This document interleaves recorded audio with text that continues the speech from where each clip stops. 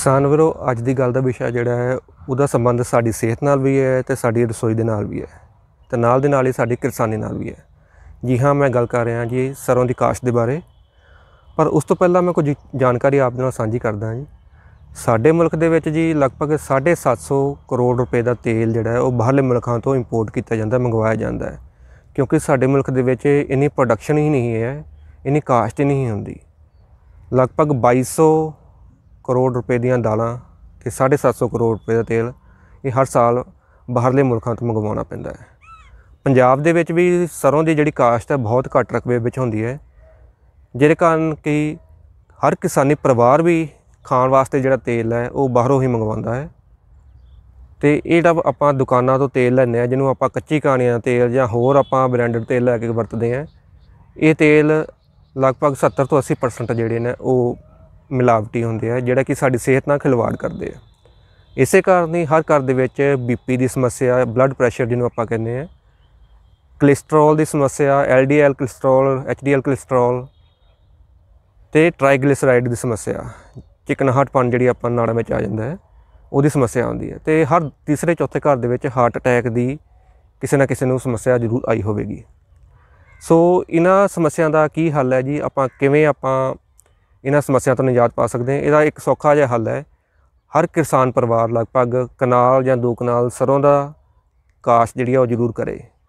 तो सरों दियां भी कई वैरायटियां हैं जिहदी कि आपां काश्त कर सकते हैं, पर किहड़ी वैरायटी है जिहड़ी आपां नूं सही रहेगी, जिहड़ी साडी सेहत नाल भी खिलवाड़ ना करे। एक एरूसिक एसिड नां दा पदार्थ जिहड़ा वै वो साडियां नाड़ां दे विच आ जांदा है ते बाद विच वो हार्ट अटैक दी समस्या का मुख्य कारण बनता है। ये जी एरूसिक एसिड है जी, आपां देसी घ्यो खाने हैं, ये लगभग 36% है। आम देसी सरों जिन्होंने आपां कहने हैं राया सरों, तोरिया, ये लगभग ये 18% है जी। तो जिहड़ियां कनोला वैरायटियां ये 2% है। कनोला का फुल फॉर्म है जी Canadian oil in low acid. Acid किहड़ी जी?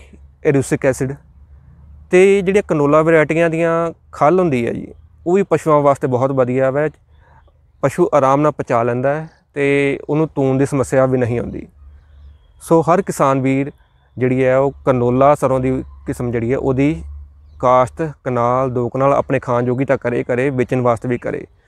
इस साल जिहड़ी कनोला किस्मां की काश्त हुई है उहदा रकबा काफ़ी वधिया है। सो जिहड़े मेरे वीरां दे सज्जन मित्र जिन्हां ने कनोला किस्मां की काश्त की वो एक दूजे तो तेल की जिहड़ी है मंग है वो कर सकते हैं। बाज़ार तो लैण का कोई फायदा नहीं जी, बाज़ार तो लिया हुआ तेल अज तां हुण दे हालातां दे विच तां लगभग 80-90% वो मिलावटी तेल ही है। सो कनोला किस्मां बारे भी आपां गल करते हैं। तो Canadian oil low in acid यानी कि कनोला जिहड़ी है कनोला सरों है, ये तेल दे विच 2% तो घट एरूसिक एसिड होंदी है। तो खल दे विच इहदे विच जी देखो 30 माइक्रोमोल प्रति ग्राम तो घट जिहड़ी है ग्लूकोसिनोलेटिस हुंदे ने। ये जिहड़ा ग्लूकोसिनोलेटिस पदार्थ है जे खल दे विच जे ज़्यादा होवेगा तो पशुओं दे विच भुख पशुओं नूं घट लगेगी ते नाल दे नाल गब्भण होण दी समर्था जां जनन समर्था जिहड़ी पशुओं दी वो घट जांदी है। तो नाल दे नाल ये गल्लड़ रोग जिहड़ा वा वो वधाउंदा वा। सो खल वास्ते भी बहुत वधिया है तो तेल वास्ते भी बहुत वधिया। किस्मां की गल करिए जी तो गोभी सरों दे विच PGSH 1707 वैरायटी जिहड़ी किस्म है ये रिलीज़ 2020 विच कीती गई सी। ये पक्कण लई 162 दिन लैंदी है तो ये तेल की मात्रा जी 41% निकल आती है। तो झाड़ इहदा किले के हिसाब नाल प्रति एकड़ के हिसाब नाल 8.8 कुंटल जो औसत झाड़ है वो निकल आता है। दूसरी किस्म है जी GSC 7। ये जी वैरायटी इहदा झाड़ लगभग 9 कुंटल निकल आता जी। तेल की मात्रा 40.5% है जी। तो पक्कण दे विच 154 दिन लैंदी है। गोभी सरों दे विच जिहड़ी कनोला किस्म है वो तीसरी किस्म GSC 6 है जी। 39% इहदे विच तेल हुंदा जी ते पक्कण लई 145 दिन लैंदी है। तो 6.6 कुंटल प्रति एकड़ के हिसाब नाल इहदा झाड़ निकल आंदा है। चौथी वैरायटी है जी हेओला PAC 401, लगभग 150 दिन लैंदी है, 42% तेल है जी। तो 6.7 कुंटल इहदा झाड़ निकल आंदा है। राया किस्मां दे विच RCH एक वैरायटी है जी, लगभग 9 सवा 9 कुंटल झाड़ निकले आंदा, 152 दिन पक्कण च लैंदी है जी। ਤੇ 39 39.5% ਦਾ ਇਹਦੇ ਵਿੱਚ ਜਿਹੜਾ ਵਾ ਪ੍ਰਤੀਸ਼ਤ ਤੇਲ ਦੀ ਮਾਤਰਾ ਵਾ ਉਹ ਪਾਈ ਜਾਂਦੀ ਹੈ। ਦੂਸਰੀ ਵੈਰਾਈਟੀ RLC 3 ਜਿਹੜੀ ਕਿ ਰਾਇਆ ਵੈਰਾਈਟੀ ਹੈ, 7.25 ਕੁਇੰਟਲ ਝਾੜ ਨਿਕਲੇ ਹੁੰਦਾ, 41.5% ਤੇਲ ਦੀ ਮਾਤਰਾ ਜੀ, ਤੇ 145 ਦਿਨ ਜਿਹੜੀ ਆ ਉਹ ਪੱਕਣ ਦੇ ਵਿੱਚ ਲੈਂਦੀ ਹੈ। ਬਿਜਾਈ ਦਾ ਸਮਾਂ ਜੀ ਜਿਹੜਾ ਤੋਰੀਏ ਵਾਸਤੇ ਉਹ ਤਾਂ ਸਾਰਾ ਸਤੰਬਰ ਤੁਸੀਂ ਬੀਜ ਸਕਦੇ ਹੋ। ਕਹਿਣ ਦਾ ਭਾਵ ਵੀ ਸਤੰਬਰ ਦੇ ਪਹਿਲੇ ਹਫਤੇ ਤੋਂ ਸਤੰਬਰ ਦੇ ਅਖੀਰਲੇ ਹਫਤੇ ਤੱਕ। ਜੇ ਤੁਸੀਂ ਤੋਰੀਆ ਅਤੇ ਗੋਭੀ ਸਰੋਂ ਦੀ ਰਲਵੀਂ ਫਸਲ ਹੈ ਮਿਕਸ ਕਰਕੇ ਬੀਜਣਾ ਬੀਜ, ਤਾਂ ਫਿਰ ਸਤੰਬਰ ਦਾ ਤੀਜਾ ਹਫਤਾ ਬਹੁਤ ਵਧੀਆ ਹੈ। ਖਾਲਸ ਗੋਭੀ ਜਾਣੀ ਪਿਓਰ ਗੋਭੀ ਸਰੋਂ 'ਚ ਬੀਜਣੀ ਹੈ, ਅਤੇ 10 ਅਕਤੂਬਰ ਤੋਂ 30 ਅਕਤੂਬਰ ਸਭ ਤੋਂ ਵਧੀਆ ਸਮਾਂ। ਰਾਇਆ ਅਤੇ ਅਫਰੀਕਨ ਸਰੋਂ ਮਿਲਾ ਕੇ ਬੀਜਣੀ ਹੈ, ਅਤੇ ਅੱਧ ਅਕਤੂਬਰ ਤੋਂ ਅੱਧ ਨਵੰਬਰ। ਜੇ ਪਨੀਰੀ ਰਾਹੀਂ ਗੋਭੀ ਸਰੋਂ ਬੀਜਣੀ ਜਾਂ ਅਫਰੀਕਨ ਸਰੋਂ ਬੀਜਣੀ ਹੈ, ਤਾਂ ਫਿਰ ਤੁਸੀਂ ਨਵੰਬਰ ਤੋਂ ਅੱਧ ਦਸੰਬਰ ਤੱਕ ਬੀਜ ਸਕਦੇ ਹੋ। ਤਾਰਾ ਮੀਰਾ ਇੱਕ ਜਿਹੜੀ ਫਸਲ ਹੈ ਜੀ, ਉਹ ਆਪਾਂ ਸਾਰਾ ਅਕਤੂਬਰ ਬੀਜ ਸਕਦੇ ਹਾਂ। ਸੋ ਇਹ ਤਾਂ ਹੈਗਾ ਜੀ ਆਪਣਾ ਜਿਹੜੀ ਬਿਜਾਈ ਦਾ ਸਮਾਂ। ਗੱਲ ਕਰਦੇ ਹਾਂ ਜੀ ਬੀਜ ਦੀ ਮਾਤਰਾ ਜੀ। ਤੋਰੀਆ, ਰਾਇਆ, ਗੋਭੀ ਸਰੋਂ, ਅਫਰੀਕਨ ਸਰੋਂ ਜਿਹੜੀ ਕਨੋਲਾ ਕਿਸਮਾਂ ਦੀ ਮੈਂ ਗੱਲ ਕੀਤੀ ਹੈ, ਅਤੇ ਨਾਲ ਦੀ ਨਾਲ ਤਾਰਾ ਮੀਰਾ ਹੈ। ਜਦੋਂ ਤਾਂ ਆਪਾਂ ਨਰੋਲ ਫਸਲ ਬੀਜਣੀ ਹੋਵੇ ਉਦੋਂ ਆਪਾਂ ਨੂੰ 1.5 ਕਿਲੋ ਬੀਜ ਪ੍ਰਤੀ ਏਕੜ ਵਰਤਿਆ ਜਾ ਸਕਦਾ ਵਾ। ਜ਼ਮੀਨ ਦੇ ਵਿੱਚ ਨਮੀ ਘੱਟ ਹੋਵੇ, ਅਤੇ ਨਮੀ ਜਿਹੜੀ ਘੱਟ ਹੁੰਦੀ ਹੈ ਉਹ ਜੇ ਘੱਟ ਹੈ ਤਾਂ ਬਿਜਾਈ ਤੋਂ ਇੱਕ ਰਾਤ ਪਹਿਲਾਂ ਬੀਜ ਨੂੰ ਗਿੱਲੀ ਮਿੱਟੀ ਵਿੱਚ ਮਿਲਾ ਕੇ ਰੱਖ ਲੈਣਾ ਚਾਹੀਦਾ, ਤਾਂ ਕਿ ਸਵੇਰੇ ਜੇ ਆਪਾਂ ਜਾਂ ਛੱਟੇ ਨਾਲ ਬੀਜਣੀ ਹੈ ਜਾਂ ਜੇ ਮਸ਼ੀਨ ਨਾਲ ਵੀ ਬੀਜਣੀ ਹੈ ਤਾਂ ਇੱਕ ਸਾਲ ਜਿਹੜੀ ਵੰਡ ਉਹ ਹੋ ਸਕੇ। ਸੋ ਤੋਰੀਆ, ਰਾਇਆ ਅਤੇ ਅਫਰੀਕਨ ਸਰੋਂ ਅਤੇ ਤਾਰਾ ਮੀਰਾ ਦੀ ਨਰੋਲ ਬਿਜਾਈ ਲਈ ਕਤਾਰਾਂ ਵਿੱਚ 30 ਸੈਂਟੀਮੀਟਰ ਅਤੇ ਗੋਭੀ ਸਰੋਂ ਲਈ 45 ਸੈਂਟੀਮੀਟਰ ਫਾਸਲਾ ਜਿਹੜਾ ਉਹ ਬਹੁਤ ਜ਼ਰੂਰੀ ਹੈ। ਇਹ ਜਿਹੜਾ ਫਾਸਲਾ ਹੈ ਬੂਟੇ ਤੋਂ ਬੂਟੇ ਦਾ ਅਤੇ ਫਸਲ ਤੋਂ ਫਸਲ ਮੈਂ ਤੁਹਾਨੂੰ ਦੱਸ ਰਿਹਾ ਜੀ। ਹੁਣ ਗੱਲ ਕਰੀਏ ਜੀ ਜੇ ਖਾਦਾਂ ਦੀ ਵੀ ਕਨੋਲਾ ਕਿਸਮਾਂ ਜਾਂ ਸਰੋਂ ਦੇ ਵਿੱਚ ਕਿਹੜੀ ਕਿਹੜੀ ਖਾਦਾਂ ਦੀ ਜ਼ਰੂਰਤ ਆਪਾਂ ਨੂੰ ਪੈਂਦੀ ਹੈ, ਤਾਂ ਤੋਰੀਏ ਵਿੱਚ ਜੀ ਯੂਰੀਆ ਦੀ ਮਾਤਰਾ ਲਗਭਗ 55 ਕਿਲੋ ਯੂਰੀਆ ਪ੍ਰਤੀ ਏਕੜ ਹਿਸਾਬ ਨਾਲ ਆਪਾਂ ਨੂੰ ਪਾਉਣੀ ਚਾਹੀਦੀ ਹੈ।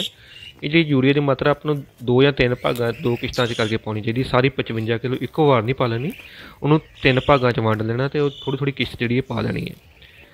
ਅਤੇ ਤੋਰੀਏ ਵਾਸਤੇ ਸੁਪਰ ਫਾਸਫੇਟ ਜਿਹੜੀ ਆ ਆਪਾਂ ਨੂੰ ਪਾਉਣੀ ਚਾਹੀਦੀ ਹੈ, ਕਿਉਂਕਿ ਸੁਪਰ ਫਾਸਫੇਟ ਵਿੱਚ ਫਾਸਫੋਰਸ ਵਾਲਾ ਤੱਤ ਵੀ ਮਿਲ ਜਾਣਾ, ਅਤੇ ਨਾਲ ਦੇ ਨਾਲ ਸਲਫਰ ਵਾਲਾ ਤੱਤ ਵੀ ਮਿਲ ਜਾਣਾ, ਜੋ ਕਿ ਤੇਲ ਬੀਜ ਫਸਲਾਂ ਨੂੰ ਬਹੁਤ ਜ਼ਰੂਰੀ ਹੁੰਦਾ ਜੀ। ਸੁਪਰ ਫਾਸਫੇਟ ਦੀ ਮਾਤਰਾ 50 ਕਿਲੋ ਪ੍ਰਤੀ ਏਕੜ ਦੇ ਹਿਸਾਬ ਨਾਲ ਪਾਉਣੀ ਚਾਹੀਦੀ ਹੈ। ਜਦੋਂ ਆਪਾਂ ਗੋਭੀ ਸਰੋਂ ਜਾਂ ਅਫਰੀਕਨ ਜਾਂ ਰਾਇਆ ਸਰੋਂ ਬੀਜਦੇ ਹਾਂ ਤਾਂ ਇਹਦੇ ਵਾਸਤੇ ਆਪਾਂ ਨੂੰ 90 ਕਿਲੋ ਯੂਰੀਆ ਪ੍ਰਤੀ ਏਕੜ ਦੇ ਹਿਸਾਬ ਨਾਲ ਪਾਉਣੀ ਚਾਹੀਦੀ ਹੈ, ਅਤੇ ਸੁਪਰ ਫਾਸਫੇਟ ਹੈ ਜਿਹੜੀ ਉਹ 75 ਕਿਲੋ ਪ੍ਰਤੀ ਏਕੜ ਹਿਸਾਬ ਨਾਲ ਆਪਾਂ ਨੂੰ ਪਾਉਣੀ ਚਾਹੀਦੀ ਹੈ। ਸੁਪਰ ਜਾਂ DAP ਖਾਦ ਜਿਹੜੀ ਹੈ ਬਿਜਾਈ ਵੇਲੇ ਪਾ ਦੇਣੀ ਹੈ। ਯੂਰੀਆ ਜਿਹੜੀ ਆ ਹਰੇਕ ਫਸਲ ਦੇ ਵਿੱਚ ਆਪਾਂ ਨੂੰ 2 ਜਾਂ 3 ਕਿਸ਼ਤਾਂ ਵਿੱਚ ਪਾਉਣੀ ਚਾਹੀਦੀ ਹੈ। ਜਿਹੜੇ ਕਿਸਾਨ ਵੀਰ ਆਪਣੀ ਖੇਤ ਨੂੰ ਜਿਪਸਮ ਪਾਉਂਦੇ ਨੇ ਜਾਂ ਸਲਫਰ ਪਾਉਂਦੇ ਨੇ, ਜੇ ਉਹ ਤੇਲ ਬੀਜ ਫਸਲਾਂ ਨੂੰ ਪਾਉਣ ਤਾਂ ਉਹਦਾ ਬਹੁਤ ਵਧੀਆ ਰਿਜ਼ਲਟ ਮਿਲਦਾ ਹੈ, ਕਿਉਂਕਿ ਤੇਲ ਬੀਜ ਫਸਲਾਂ ਨੂੰ ਜਿਪਸਮ ਜਿਹੜੀ ਬਹੁਤ ਵਧੀਆ ਲੱਗਦੀ ਹੈ, ਅਤੇ ਅਗਾਂਹ ਆਉਣ ਵਾਲੀ ਫਸਲ ਜਿਹੜੀ ਆਪਾਂ ਬੀਜਦੇ ਹਾਂ ਇਸ ਤੋਂ ਬਾਅਦ ਉਹ ਫਸਲ ਨੂੰ ਵੀ ਇਸ ਦਾ ਅਸਰ ਜਿਹੜਾ ਬਹੁਤ ਵਧੀਆ ਰਹਿੰਦਾ ਹੈ। ਬਿਮਾਰੀਆਂ ਦੀ ਗੱਲ ਕਰੀਏ ਜਿਹੜੀਆਂ ਸਰੋਂ ਵਿੱਚ ਲੱਗਦੀਆਂ, ਉਹਦੇ ਵਿੱਚ ਇੱਕ ਤਾਂ ਜੀ ਚਿੱਟੀ ਕੁੰਗੀ ਲੱਗਦੀ ਹੈ ਜਿਹਨੂੰ ਆਪਾਂ ਵਾਈਟ ਰਸਟ ਕਹਿੰਦੇ ਹਾਂ ਜੀ, ਅਤੇ ਦੂਸਰਾ ਝੁਲਸ ਰੋਗ ਹੈ। ਝੁਲਸ ਰੋਗ ਦਾ ਜਿਹੜਾ ਵਾ ਉਹ ਆਪਣੇ ਸਿਲਕਾ ਦੇ ਵਿੱਚ ਜਾਂ ਜਿਹਨੂੰ ਆਪਾਂ ਡੋਡੀ ਕਹਿੰਦੇ ਪੈਂਦੀ ਉਹਦੇ ਉੱਤੇ ਅਸਰ ਕਰਦੀ ਹੈ, ਪੱਤਿਆਂ 'ਤੇ ਵੀ ਅਸਰ ਕਰਦੀ ਹੈ। ਅਤੇ ਜਿਹੜੀ ਆਪਾਂ ਚਿੱਟੀ ਕੁੰਗੀ ਹੈ ਜੀ ਉਹ ਪੱਤਿਆਂ 'ਤੇ ਅਸਰ ਜ਼ਿਆਦਾ ਕਰਦੀ ਹੈ, ਬਿਲਕੁਲ ਮੁਰਝਾ ਜਿਹੇ ਜਾਂਦੇ ਆ ਪੱਤੇ। ਉਹਦੇ ਵਾਸਤੇ ਸਪਾਰਸੋ ਦਵਾਈਆਂ ਉਹਦੀ ਆਪਾਂ ਸਪਰੇਅ ਕਰ ਸਕਦੇ ਹਾਂ, ਜਿਹਦੇ ਵਿੱਚ 250 ਗ੍ਰਾਮ ਰਿਡੋਮਿਲ ਗੋਲਡ ਜਿਹੜੀ ਹੈ ਉਹ ਆਪਾਂ 100 ਲੀਟਰ ਪਾਣੀ 'ਚ ਪਾ ਕੇ ਆਪਾਂ ਸਪਰੇਅ ਕਰ ਸਕਦੇ ਹਾਂ। ਬਿਮਾਰੀ ਜਿਹੜੀ ਹੈ ਧੁੰਦਲੇ ਮੌਸਮ ਦੇ ਵਿੱਚ ਅਤੇ ਜਾਂ ਠੰਡੇ ਮੌਸਮ 'ਚ ਜ਼ਿਆਦਾ ਫੈਲਦੀ ਹੈ।